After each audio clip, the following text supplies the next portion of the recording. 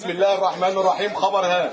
أعلن اليوم الموافق 5 أكتوبر 2025 من خلال صفحته الرسمية صفحة زيكو الأهلاوي ومن موقعي هذا أعلن عن رجوع أول مشجع زملكاوي إلى رشده وعقله بالتراجع والتخلي والتنازل عن تشجيع نادي الزمالك إلى الأبد، خوفا منه على صحته وعلى صحة أولاده في المستقبل، ويصحح خطأ آبائه وأجداده الذي ارتكب في حقه من إيذاء نفسي ومعنوي بسبب تشجيع هذا النادي.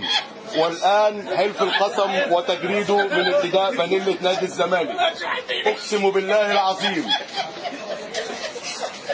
ما تحرك بقك يا اسطى، هو يقول وانت حرك بقك. أقسم بالله العظيم. اقسم بالله العظيم أنني أعلن وبكامل قواي العقلية انني اعلن بكامل قواي العقليه بعدم تشجيع نادي الزمالك من اليوم، بعدم تشجيع نادي الزمالك الى اليوم، وأن أتشرف بالدخول من ضمن مشجعي النادي الأهلي.